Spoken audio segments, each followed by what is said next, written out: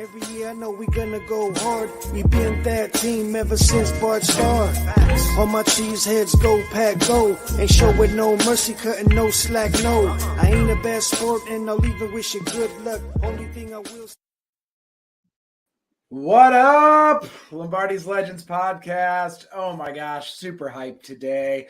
We have an incredibly special guest. You're used to Wags being on, you're used to me, Dane, being on, but tonight, folks, an incredibly special guest. Green Bay Packers left tackle Rasheed Walker. Sheed, welcome to the Legends podcast. How you doing, man?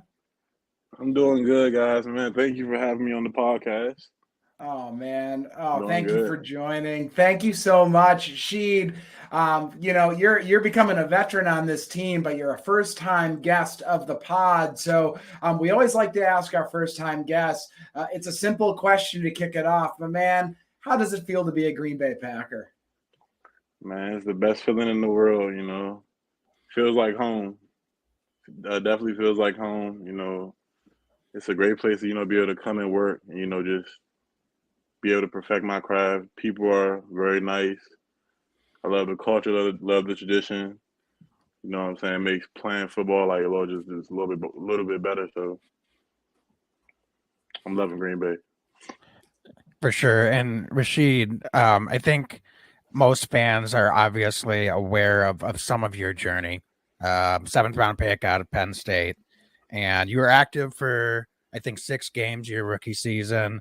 And then coming in last season, Bach goes down week 1, and you're the left tackle rest of the way, all but 1 game the rest of the season. But before we get into that, do you mind sharing a little bit of what that journey was actually to make it to the NFL? And we know some of your background with Penn State, but what was that journey for you when you look at it at more of a high level to get to the league and what that took to get there?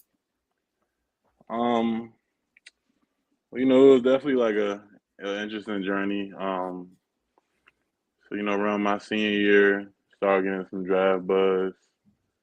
I was excited. I really wanted to. I was at 4. This is like my 4th year at Penn State. I really thought we had a national championship team. Really wanted to win the Natty. Ended up playing through a couple of injuries, went down. Ended up getting drafted 7th round.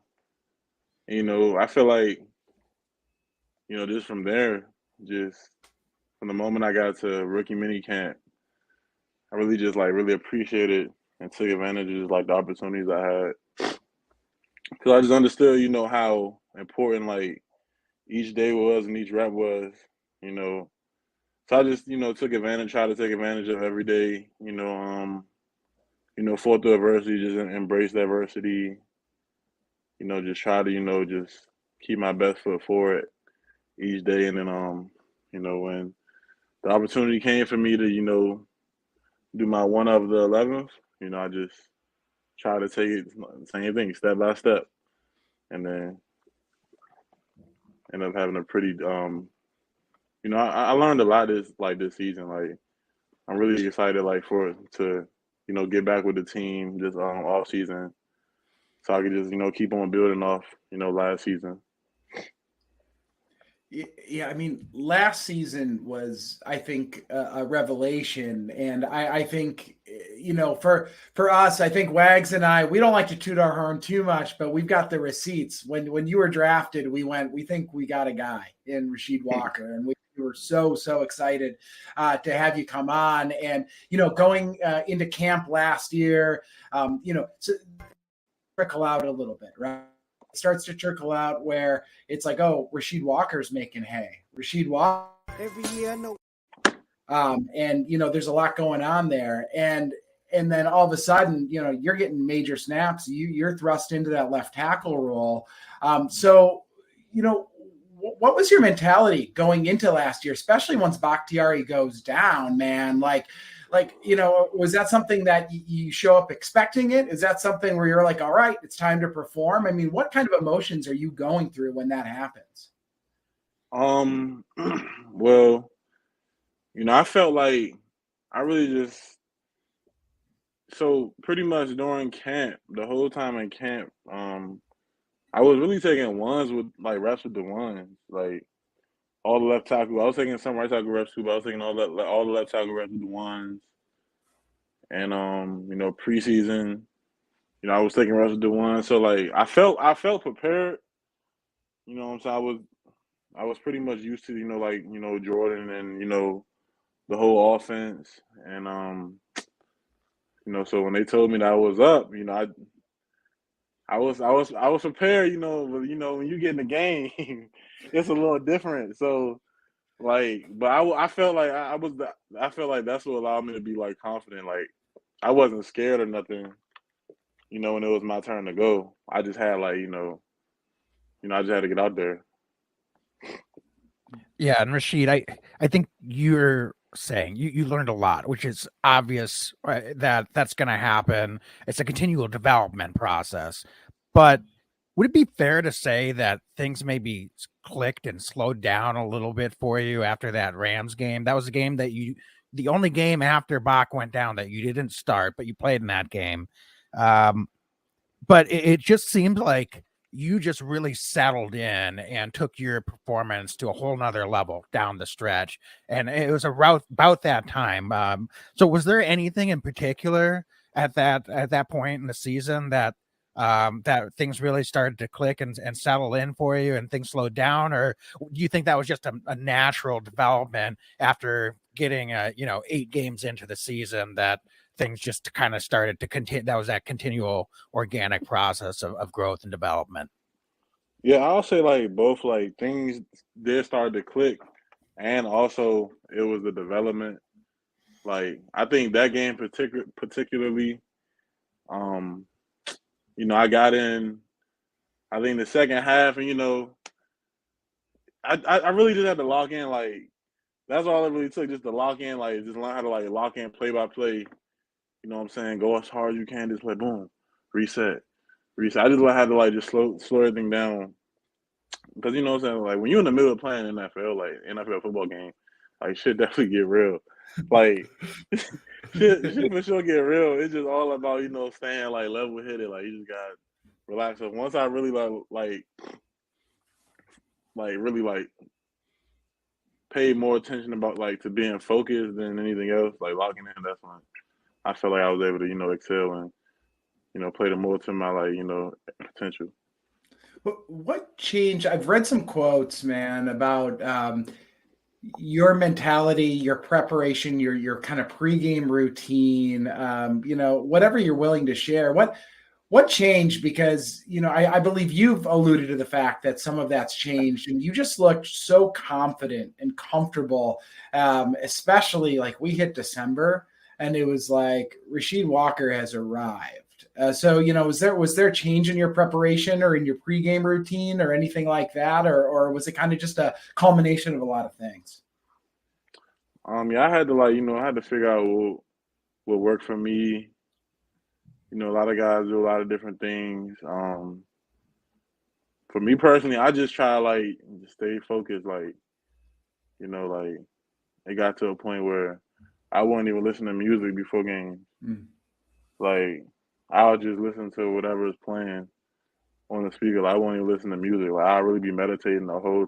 Like I'll be meditating from when I wake up all the way into game time. And then like game time, just snap. So like that's really what I used to do. Just try to like relax, meditate, and then like.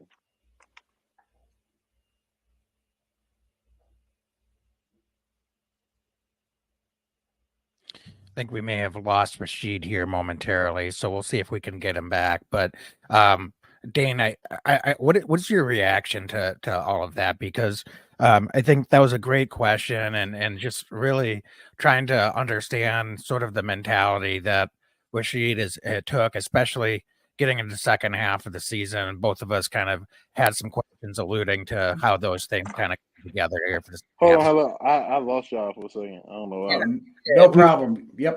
we were covering some airtime there, waiting to see if we got you back, Rasheed. But yeah, I think you were talking about kind of you didn't even listen to music before games at a certain point, and that's about where we lost you. Oh yeah, I ain't listen to music. I just be talking to myself. Yeah, I ain't listening to music. I just talk to myself. Talking to myself. Is it like affirmations? Like you can, I'm the man. I'm going to do this. Is it just going through, what you see? I mean, what's that? What kind of things are you saying to yourself? It's not even, I don't even know. Like it's not. I don't know. I can't tell you everything. Yeah, But that's fair. You know what I'm So- saying? It works. Yeah, Rasheed, just to build on that, because I'm kind of curious, and I was going to ask you, you guys had such a young team, especially offensively last year. And it's not that none of you had played in the league before. Most all of you had some time playing. But for some of you, it's the first expanded opportunity to get, just big time playing time in the league. And so it just seemed like the culture on the field in the locker room last year was just at such a high level, and that's from the outside looking in. But now that you and I know you can't speak for your teammates, but you've had a little bit of a taste of success, especially with how the team finished, how you individually finished, how several other guys on the offensive side of the football finished the year. How do you stay hungry and motivated moving forward, knowing that there's a little bit of a higher expectation on you and the rest of the guys as you head into next season? I mean, shoot, we trying to win the Super Bowl. Like, you know what I'm saying? It's on the floor. So that's personally, I'm just trying. I just love playing. Like, I really do enjoy playing football. Like, that's why I think we really did good because, even in practice, like we practice hard, we work hard, we train hard, we really like compete. So when it comes to the game, like we really trying to do that. Like we really trying to win. So I feel like just be the right people. You got the right team with the right people, with the right mindset. Like you can go a long way. Where does that come from, man? Because I mean, when I watch you, there's no quit. And you seem, from our interactions offline, doing the interview, meeting you at camp, all of that, you're like a chill, cool dude. And then I watch tape back and I'm like, dude is killing guys out there, going to the next level, laying guys out. So, where does that work ethic come from? Where does that fire and that passion between the lines come from? Because, when the whistle blows, like you're a guy who's just getting after it and not just, sometimes every single snap we're watching you get after it. So where's that coming from? How I was raised, just, where I was at. I'm from Washington, D.C., and I moved to Maryland. So it's like that area, like we real big on sports and like it's real competitive. It's just like a real like chippy area. So like, and also like just where I was raised, like I was in sports since I was a kid, and my dad just always. For my dad started when I was a kid. Like my dad, he just always taught me like, just like be the hammer, not the nail type. So, because at the end of the day, my whole mindset is either gonna be you or me, and it's not gonna be me. So, like, that just is what it is. Like, what I'm saying? I love doing what I do. You know what I'm saying? Left tackle. I love the block, love the kick set, love do what I do. So That's I think a good pivot to off the field. One of several things that you did this off season was visit a school in DC. Was it one of your grade schools that you attended? I'm not sure, but for Read Across America, and you got to visit some kiddos and do some reading with them, and I think support some of the teaching staff there. So just a really cool thing. And I'm wondering if you can share a little bit more about what that experience meant to you. yeah, Reading Across America was really cool. I got to go back to my hometown, Washington D.C., So the school I went to was Cedar Tree Elementary. When I was living in DC, it was called Howard Road Elementary. I didn't go there, but I went to a school close to that school called Ann Beers Elementary on Alabama Avenue. So like, I spent a little time on that side of town, spent some time on my side of town. But the one of my friends that, work at the school, informed me that it was Read Across America's Week. I told them that I was going to be there and I was going to, read to kids. And when I came, it was very fun. Like I had a very good time. I read to about, I don't know, probably like 6, 7 classes of kids, took pictures. Like it was a real sweet deal because and they meant a lot for me because when I was a kid, those days were literally like the best when someone came in, to spend some time with you, hung out a little bit. So, just for me to, have an impact on the kids like that, so I just know they're going to remember that because I still remember when I was a kid, cool days like that. Do you have a passion for youth and working with youth? Because, Wags talks about Read Across America, and we'd be remiss if we didn't mention your camp as well. You did a youth football camp. Last year was the first year that you did that. Are you planning on doing that again this year? And what motivates you to give back the way that you're giving back in the community? Because it really is something that I think folks need to know about because not everybody does it. Yeah, so I had my first football camp last year. I'm having it this year. It's gonna be an annual thing. My thing with the youth is I really feel like the youth is the future, and it's so much just potential. And you know what I'm saying? Like, I just feel like the way my path was and the way my story was, like, I just had all like the right tools, and you know what I'm saying. I had the guidance, like you know what I'm saying. It's always like it's so much potential out there in the youth. You know what I'm saying? So if you can just embrace the youth and bring it out of them, you know what I'm saying? Like it's the future. So, I feel like that's just the right thing to do. Like that's really how I feel. So and then also with the football camps, that's how I got introduced to football. Like, you know what I'm saying? So I know I had a camp last year. It was all types of ages. I wasn't telling nobody they couldn't come, but I think ages started I know it was like 6-year-olds there all the way to probably like 16, 17. But like the thing that keeps me going is I know like someone there, I know everybody there had a great time, but someone there went to the football camp and now they want to be a football player. You know what I'm saying? That may be the one. You never know. So it only takes one. You know what I'm saying? Someone may have went to the football camp and said, wow, I want to, do cool things like that. I want to have my own football camp. You know what I'm saying? I always tell kids that, the number one thing, the most important thing is to make sure you have good grades. You know what I'm saying? Because that's like, that really will get your foot in the door. Making sure your grades good, making sure your priority shapes. So I just be trying, give game and just do the right thing. Yeah, that's fantastic. And a couple other things that you're involved with, supporting the Black Women's Health Initiative. I know that you've actively been raising funds and helping with that. That's been something you've been promoting here, especially this off season. And of course, you're going to be on the Packers tour tomorrow. So looking forward to that. But I think one last thing I wanted to ask you about and give you an opportunity to share a little bit more about is your merchandise line that you just came out with recently, Raw Peso merch.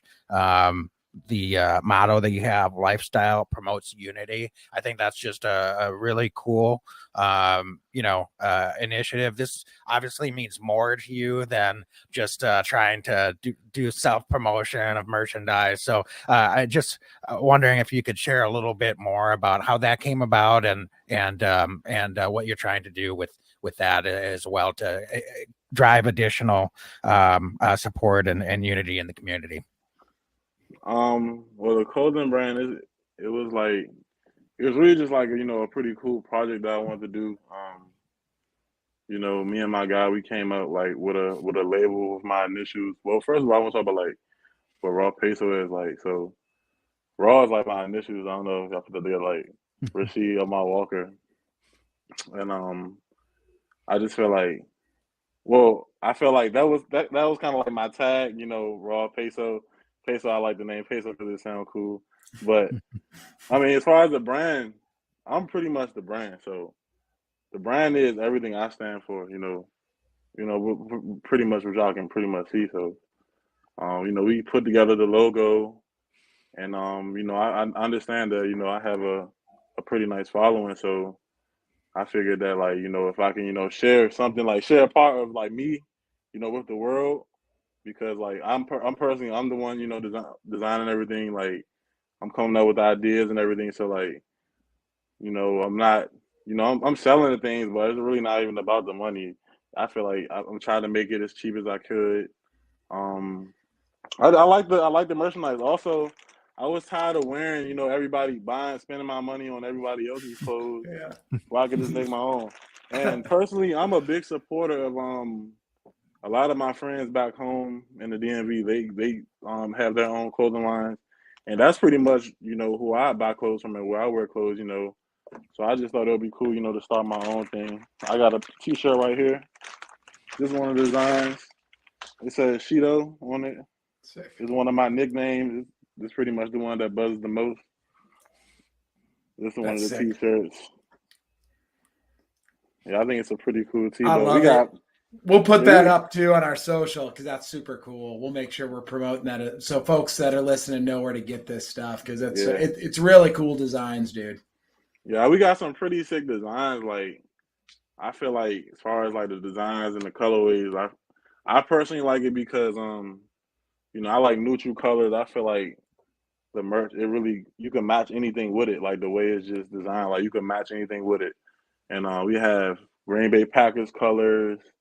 We're gonna have like as the season goes on, as the year goes on, we're gonna have different drops. We're gonna have victory shirts. It's gonna be pretty cool. It's like a pretty cool thing. We're gonna do giveaways. You know what I'm saying? Also, I almost forgot like I feel like everything that's coming in like from the brand. I'm putting it. I'm starting my nonprofit up.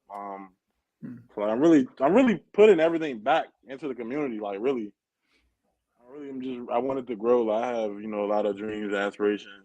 As far as what I want to do for the youth and just for everybody. I just want to make the world a better place. I'm not even trying to be cliche, but if I could do my part in that, that's what I'm trying to do.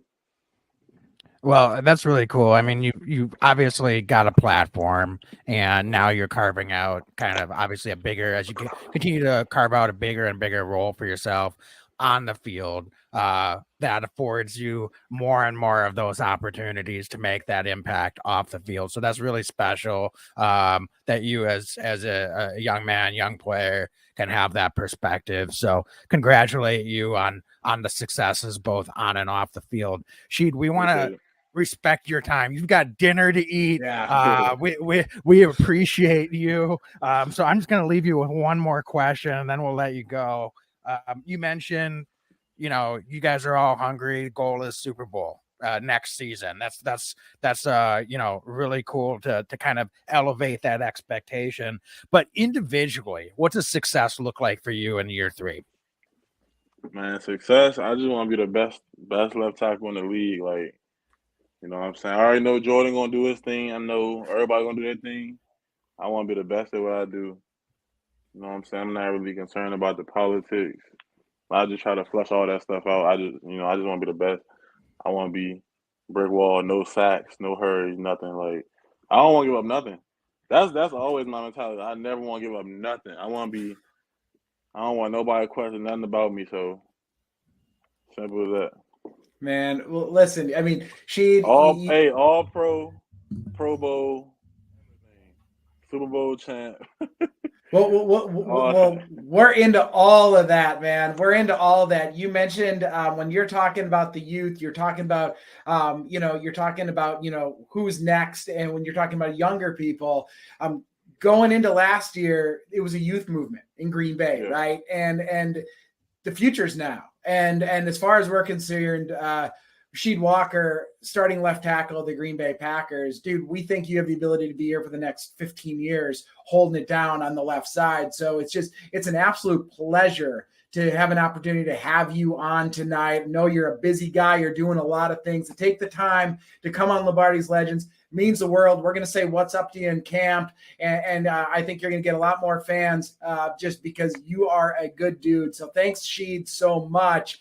We got to ask you before we sign off, and you can eat your food because we don't want it to go cold, man. Can you give us a Go Pack Go? Hey, man. Go, Pack, go. Go Pack, Pack Go. Rasheed Thanks so Walker. much, Pack, Rasheed. go. Yep. Let's Thanks, get Sheed. it. We really appreciate you, man. For sure, Yep. man. Catch y'all. See Yeah, ya. have a good one. Yep. Take care. Every year I know we gonna go hard. We been that team ever since Bart started. On my cheese heads, go Pack go. Ain't showing no mercy, cutting no slack, no. I ain't a bad sport and I'll even wish you good luck. Only thing I will